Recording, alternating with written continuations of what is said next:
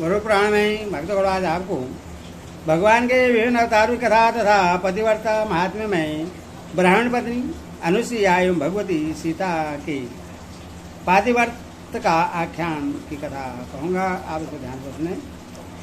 ब्रह्मा जी ने कहा, वेद आदि धर्म की रक्षा के लिए तथा आश्रित धर्म के विनाश के लिए सर्वशक्तिमान भगवान हरि ने अवतार धारण किया और इन सूर्य चंद्रादि के वंशों का पालन पोषण किया। वे अजनवा हरि ही मत्स्य कुर्म आदि रूपों में अवतरित हुए हैं। मत्स्य का अवतार लेकर भगवान विष्णु ने युद्ध कंटक हयग्रीव नामक दैत्य का विनाश किया और वेदों को पुनः पृथ्वी पर लाकर मनु आदि की रक्षा की। समुद्र मंथन के समय देवों का हित साधन करने के लिए कुर्म कच्छप का अवतार ग्रहण करके उन्होंने मंदराचल को धारण किया। क्षीर सागर के मंथन के समय अमृत से परिपूर्ण कमंडलों को लिए वे धन्वंतरी वैद्य के रूप में समुद्र से वही प्रकट हुए। उन्हीं के द्वारा सुश्रुत को अष्टांग आयुर्वेद की शिक्षा दी गई थी। उन्हें श्रीहरि ने स्त्री मोहनी का रूप धारण करके देवों को अमृत का पान कराया। वाराह का अवतार लेकर उन्होंने हिरण्याक्ष को मारा। उससे उसके अधिकार से पृथ्वी को छीनकर पुनः स्थापित किया और देवताओं की रक्षा की। तदनंतर नरसिंह रूप से उन्होंने हिरण्यकश्यप तथा अन्य दैत्यों का विनाश कर वैदिक धर्म का पालन किया। तत्पश्चात इस संपूर्ण संसार के स्वामी उन विष्णु ने जमदग्नि से परशुराम का अवतार लेकर 21 बार पृथ्वी को क्षेत्र जाति से रहित किया था। कीर्तिवेदी के पुत्र कार्तवेदी सहस्त्र अर्जुन को युद्ध में मार करके उन्हें इन्हीं भगवान परशुराम ने यज्ञ अनुष्ठान में उसके संपूर्ण राज्य का आधिपत्य महर्षि कश्यप को सौंप दिया और स्वयं महाबाहु परशुराम महेंद्र गिरी पर जाकर तप में स्थित हो गए। इसके बाद दुष्टों का मर्दन करने वाले भगवान विष्णु राम आदि चारों स्वरूपों में राजा दशरथ के पुत्र के रूप में अवतीर्ण हुए, जिनके नाम राम, भरत, लक्ष्मण और शत्रुघ्न है। राम की पत्नी जानकी हुई।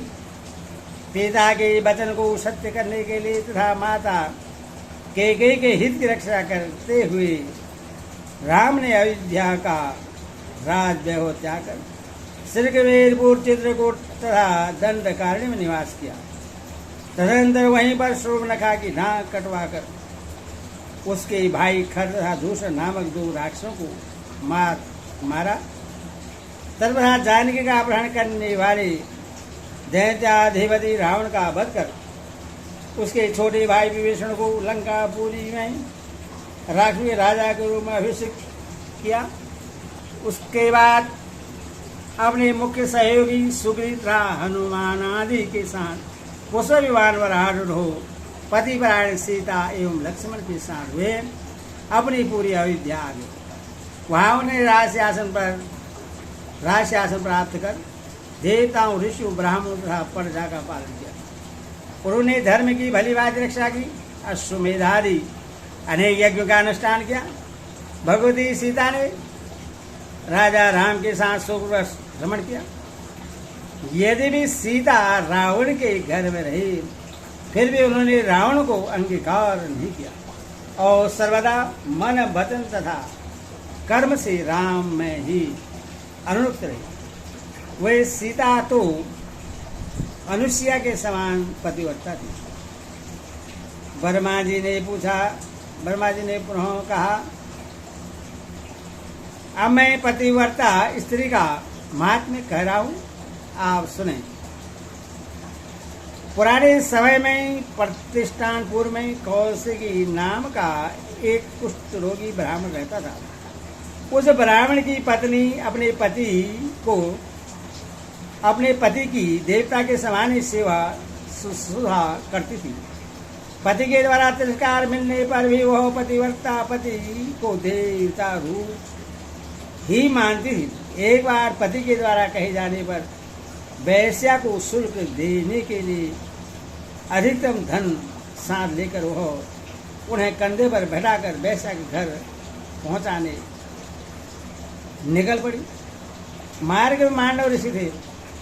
यदि वे ऋषि परम तपस्वी महात्मा थे, तथापि उन्हें चोर समझकर राजदंड के रूप में लोहे के लंबे शंकु पर बैठा दिया गया था। अथवा शरीर के नीचे के छिद्र से ऊपर सिर के छिद्र ब्रह्मांड तक शरीर के भीतर लोहा शंकु के प्रवेश के कारण मांडवल्य ऋषि का ऐसा तीव्र वेदना से ग्रस्त होना स्वाभाविक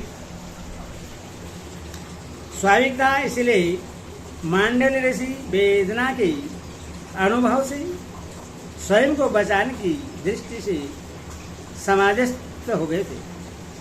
उस व्याधि युक्त ब्राह्मण कौशिक की पतिव्रता पत्नी रात में ही अपने पति की इच्छा के अनुसार वेश्या के यहाँ जा रही थी। इसीलिए अंधकार रहने का अपनी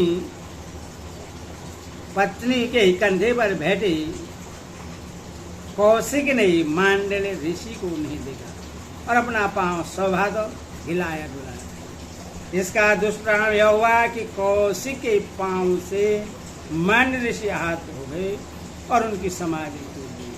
समाधि भंग होने से उन्हें ऐसा वेदना होने लगी।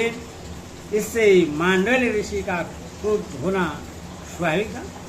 अतः क्रोध पर उन्होंने सांप देते हुए कहा, जिसने मेरे ऊपर यह अपना पैर चलाया है उसकी सूर्योदय होते ही मृत्यु हो जाएगी। यह सुनकर वह ब्राह्मण पत्नी ने कहा कि यदि ऐसी बात है तो अब सूर्योदय ही नहीं होगा। इसके बाद सूर्योदय न होने से बहुत वर्षों तक निरंतर रात्रि ही छाई रही, जिससे देवता भी भयभीत हो गए। देवताओं ने ब्रह्मा की शरण ली। ब्रह्मा ने उस देवों से कहा कि पतिव्रता के इस तेज से तो तपस्वियों के तेज का विहास हो रहा है। पातिव्रत धर्म के महात्म्य से सूर्यदेव उदित नहीं हो रहे हैं। उनके उदय न होने से मानवों और आप सभी को यह हानि उठानी पड़ रही है। अतः सूर्योदय की कामना से आप सब अंतरी मुनि की धर्मपत्नी तपस्विनी पतिपरायण अनुसुईया को प्रश्न करें। वही सूर्योदय करा के पातिव्रत ब्राह्मणी के पति को भी जीवित कर सकती है। ब्रह्मा जी के कथनानुसार अनुसुईया की शरण में जाकर देवताओं ने उनकी प्रार्थना की। देवताओं की प्रार्थना अनुसुईया प्रश्न हो गई। अपने तप के प्रभाव से सूर्योदय करा के उन्होंने ब्राह्मण के पति कौशिकी को जीवित कर दिया। इन महातपस्विनी पतिव्रता की अपेक्षा सीता और अधिक पतिपरायण थी।